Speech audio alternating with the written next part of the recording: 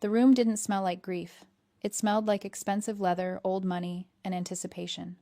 My father, Robert, was already checking his reflection in the mahogany table. My mother, Linda, was texting under the surface. They were not mourning a father. They were waiting for a wire transfer. Mr. Sterling, the family lawyer, didn't open a folder. He didn't clear his throat. He simply reached into his breast pocket and slid a single crisp $10 bill across the polished wood. It stopped right in front of me.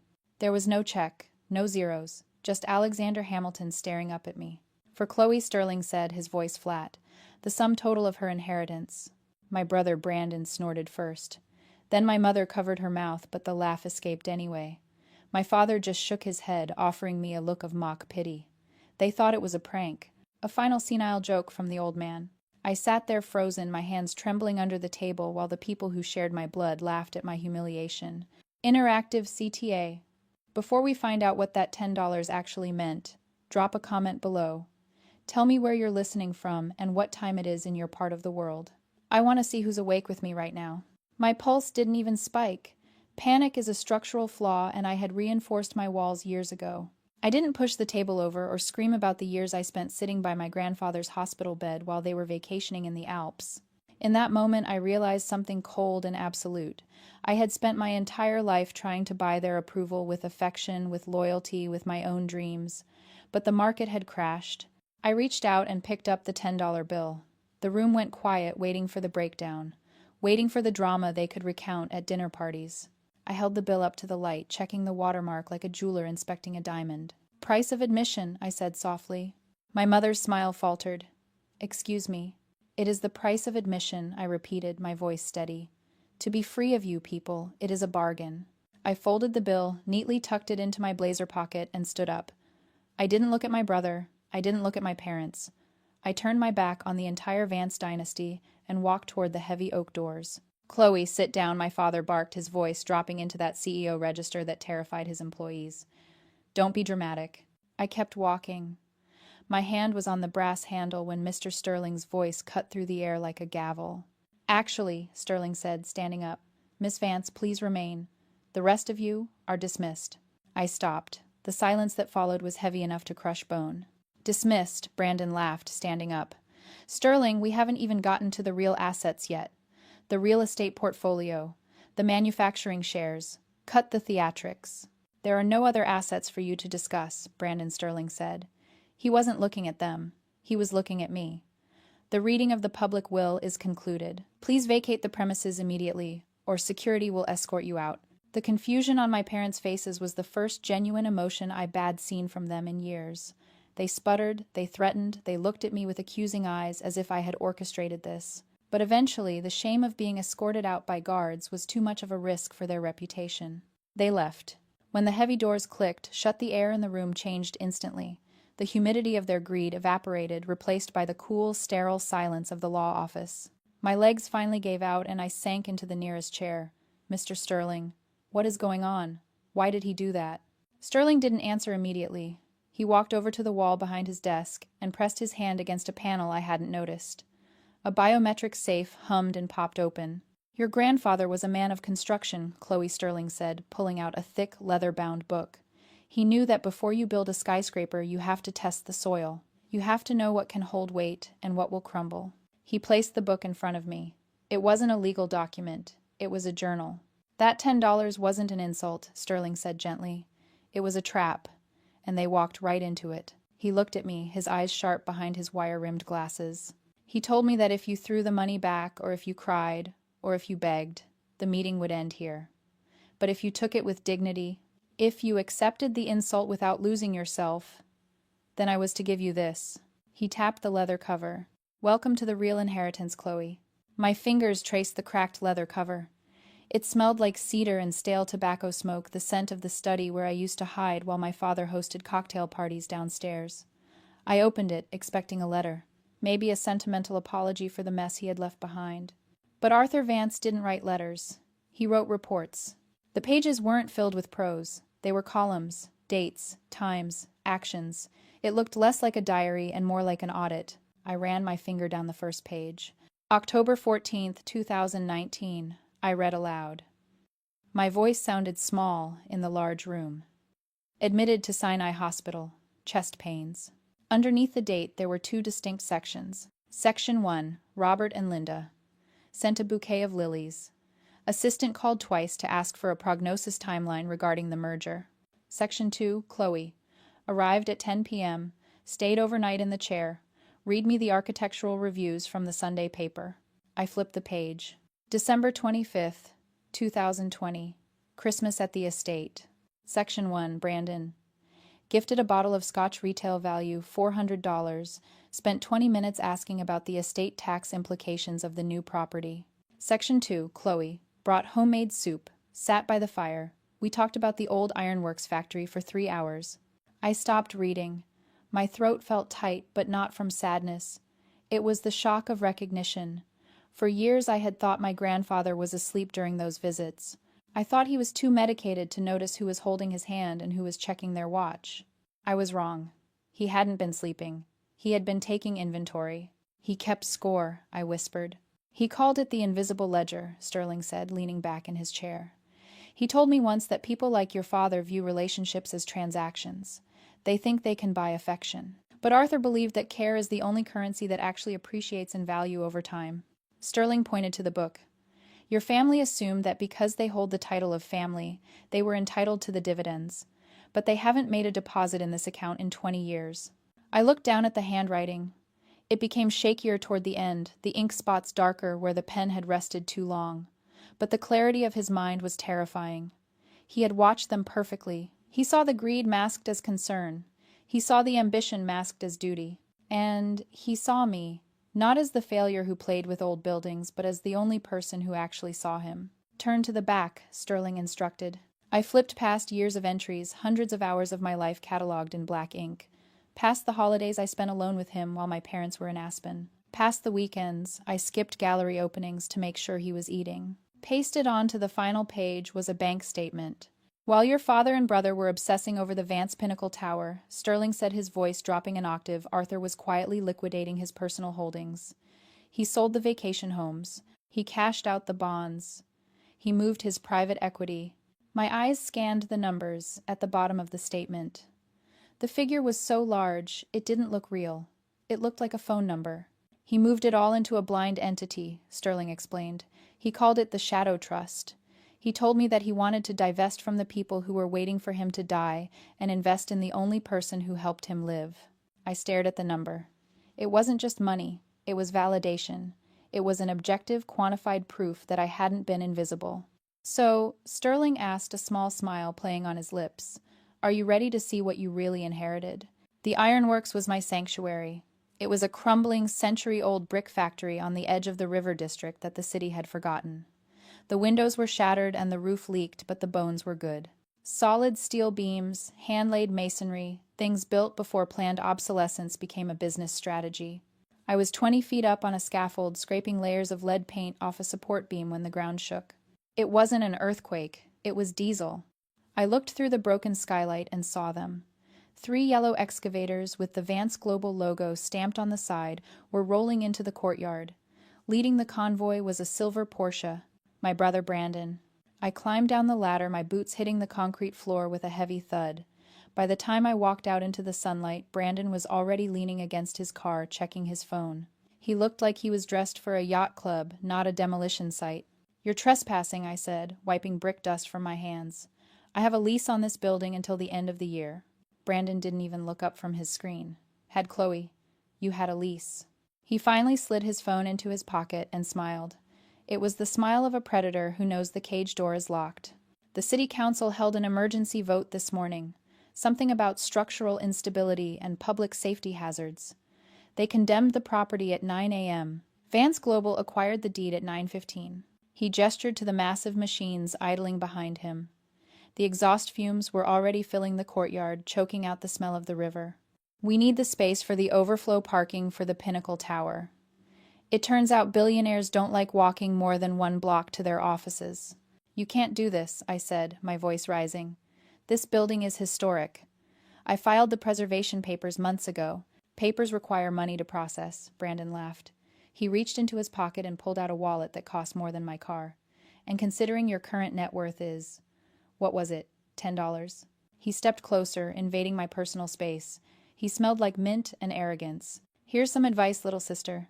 Take your $10, go to a hardware store, buy a hard hat. Because when these claws start swinging, I don't want you getting hurt. Mom would be upset if her troubled daughter had an accident. Troubled, I asked. Brandon just tapped his phone. Check the news. I pulled my phone out of my back pocket. My notifications were blown up. A link to a Business Insider article was at the top, shared by Linda Vance. Vance family announces restructuring daughter steps back for mental health reasons. I read the first paragraph. My mother was quoted saying that I was taking a much-needed sabbatical to focus on personal wellness after the stress of my grandfather's passing. She painted me as fragile, unstable, someone who needed to be handled, not listened to. They weren't just taking my inheritance. They were dismantling my reputation. They were bulldozing my career before I could even lay the first brick. You have an hour to clear your trash, Brandon called out, walking back to his car. After that, it all goes into the dumpster. I stood there, surrounded by the roar of the engines. I looked at the building I had spent 2 years saving. I felt the vibration of the excavators in the soles of my feet. They thought they were burying me. They thought this was the end of the story. But I touched the pocket of my jeans, feeling the sharp corner of the leather journal. They had brought heavy machinery to a demolition. But I was about to bring a nuclear weapon. I burst into Sterling's office, covered in brick dust and adrenaline. I didn't wait for his secretary to announce me. I slammed my hands onto his desk, leaving smudges of grit on his pristine paperwork. They're tearing it down. I choked out my breath, coming in short, sharp bursts. Brandon is there right now with the excavators. They condemned the ironworks. You have to file an injunction. We need a judge. Right now. Sterling didn't jump. He didn't reach for the phone. He carefully capped his fountain pen and looked at my dirty hands. Sit down, Chloe, he said calmly.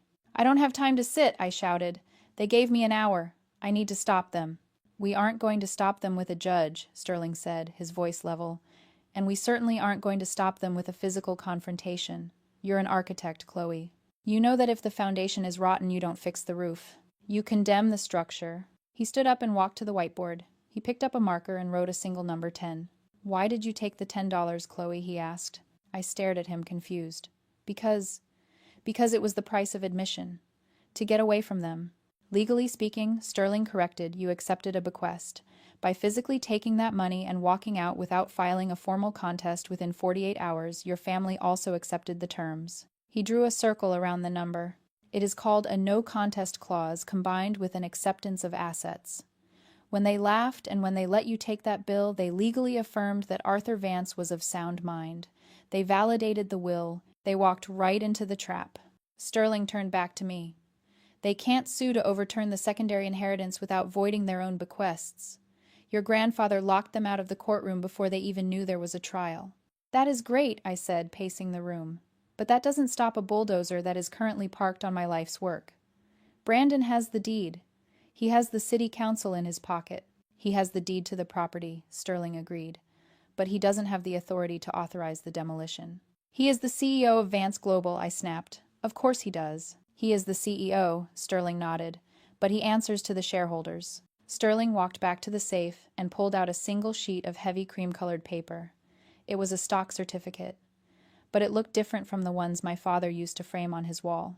The Shadow Trust doesn't just hold cash, Chloe. Arthur spent the last 5 years quietly buying back the Class A voting shares of Vance Global. He bought them through shell companies. He bought them during the dips. Sterling slid the paper toward me. This certificate represents 51% of the voting rights of the company. You aren't just a beneficiary. As of this morning, you are the majority shareholder. The room spun. I looked at the paper. My name wasn't on it yet, but the power was. 51%. It was a mathematical absolute. You don't need a judge to stop Brandon, Sterling said, handing me a pen. You don't need to beg him as a sister. You need to order him as his boss. He placed a document on top of the stock certificate. It was a corporate cease and desist order. This revokes the demolition authorization effective immediately, Sterling said. It also freezes all asset transfers pending a board review. I looked at the pen. My hand wasn't shaking anymore. The panic was gone, replaced by a cold, heavy certainty. I wasn't the girl hiding in the study anymore. I was the one holding the pen. I picked it up and signed my name. The ink flowed dark and permanent. Send it, I said. And tell Brandon if he scratches a single brick, I'll liquidate his pension. I waited for the phone to ring. I expected Brandon to call, screaming. I expected my mother to text begging. I sat in Sterling's office, watching the second hand sweep around the clock face, feeling the 51% stock certificate burning a hole in the desk. The phone finally rang. Sterling picked it up, listened for 10 seconds, and then placed the receiver down gently. He didn't look triumphant. He looked grim. "They aren't stopping," he said. "I signed the order," I said, standing up. "I own the majority vote. If they ignore me, that's corporate negligence. I can fire the entire board." "They know that," Sterling said, "which is why they just filed an emergency motion with the SEC. They are claiming that your cease and desist order constitutes fiduciary sabotage. They are arguing that the ironworks demolition is critical to the solvency of the Vance Pinnacle project." He slid a tablet across the desk. A news ticker was already running Vance Global stock dips as heiress attempts to block billion-dollar project. "They are spinning this," I said, scrolling through the legal threats. "They're saying that the Pinnacle Tower is too big to fail. That if I stop the parking lot construction, the tower loses its occupancy permit, the stock crashes, and the company goes bankrupt. They're holding the entire company hostage. They are betting that you won't blow up your own inheritance," Sterling said. "They think you care about the money. They think you'll back down to protect the stock price." I sank back into the chair. They were right. I couldn't bankrupt the company without hurting thousands of employees. My parents had built a fortress of money so high that they were untouchable. "I can't win," I whispered. "They have the leverage. The tower is worth $2 billion. My factory is worth nothing." "The tower is worth $2 billion, Sterling corrected. "But a building is only as valuable as the land it sits on." He opened the safe one last time. There was one document left inside. It was old, yellowed at the edges, smelling of dust and history. "Your father and brother were so arrogant when they built the Pinnacle," Sterling said softly. "They didn't want to pay the capital gains tax on purchasing the land from your grandfather. So they convinced Arthur to do a ground lease." He placed the document in front of me. It was a deed. "They built their $2 billion monument to ego on rented dirt," Sterling said. "Arthur Vance retained the fee-simple ownership of the land. And now, so do you." I stared at the map attached to the deed. The bold red lines didn't outline the ironworks. They outlined the city block where the Vance Pinnacle stood. "Read Clause 14, Sterling instructed. I squinted at the fine print. "Termination on default. In the event that the lessee engages in any act of moral turpitude, criminal negligence, or illegal destruction of adjacent property." I read, my voice trailing off. "Attempting to demolish a historic building with a falsified city order constitutes criminal negligence," Sterling said, a rare shark-like grin spreading across his face. "By attacking the ironworks, they triggered a default on the ground lease." I looked up at him. The realization hit me like a physical blow. "They don't own the land," I said. "No," Sterling said. "They are tenants, and they just violated their lease." I picked up the document. It felt heavier than the stock certificate. It felt like a weapon. "So I don't need to sue them," I said, my mind racing. "I don't need to fire them." "No," Sterling said. "You have a much more powerful option." He handed me a red stamp. "You can evict the skyscraper." The boardroom at the top of the Vance Pinnacle was designed to intimidate. Floor-to-ceiling glass, 40 stories up, looking down on the city like gods on Olympus. My father sat at the head of the table, flanked by high-priced lawyers. My mother and Brandon were to his right. They looked comfortable. They thought they had won because they had the bigger building. "This little tantrum ends now, Chloe," my father said, tossing a thick file onto the table. "We've filed for an emergency injunction against your cease and desist. The judge will sign it within the hour. You can't stop progress with sentimentality." Brandon leaned back, spinning a pen. "And we're countersuing for corporate sabotage. By the time we're done, that $10 isn't just going to be your inheritance. It's going to be your net worth." He flicked the $10 bill, the same one I had left in my pocket, toward me. It landed in the center of the table, a prop for their cruelty. I didn't pick it up. I didn't even look at it. "You are right," I said, my voice cutting through the air-conditioning hum. "I can't stop you from building, but I can choose where you build." I plugged my laptop into the room's AV system. The massive screen behind my father flickered to life. It wasn't a spreadsheet. It was a deed. "What is this?" my mother asked, squinting. "That," I said, standing up, "is the ground lease for this building." "We know what it is," Brandon scoffed. "Grandfather leased the land to the company to save on taxes. It's a standard arrangement." It was standard, I agreed. Until this morning. I clicked a button, zooming in on Clause 14. The text was highlighted in red. Clause 14, termination on default. The lessee, that is Vance Global, forfeits all rights to the land if they engage in criminal negligence or illegal destruction of adjacent property owned by the lessor. I looked at Brandon. The color was draining from his face faster than a failed IPO. I am the lessor, I said coldly, and by falsifying city records to demolish the ironworks, you triggered a default. That is a technicality, my father stammered, standing up. You can't enforce that. It is not a technicality, Robert. It is a contract, one you signed. I leaned forward, placing my hands on the table. And here is the reality of your situation. I own the dirt this building stands on, and as of 10 minutes ago, you are trespassing. The silence that followed wasn't like the silence in Sterling's office. It was the silence of a bomb that had already gone off. This is the builder's paradox, I said, delivering the lesson my grandfather had wanted them to learn. You spent 20 years building as high as you could because you wanted to be seen. Grandfather built deep because he wanted to last. You forgot that a skyscraper without a foundation is just a tomb in the sky. Chloe, please, my mother said, her voice trembling. The arrogance was gone, replaced by a desperate, clawing fear. We're family, this building. It's everything. If we lose the lease, the company collapses. Our pensions, our reputation, everything. We can work this out, my father pleaded, his hands shaking. We can give you a seat on the board. We can fund the ironworks restoration. Name your price. I looked at them. The titans of industry, the people who had laughed at me for saving a $10 bill, now they were begging for scraps. I don't want a seat on your board, I said. I want your resignations. What Brandon whispered. All of you. Effective immediately. You resign, you keep your pensions, and you walk away. If you refuse, I execute the eviction notice. I seize the building, and I sue you personally for the breach.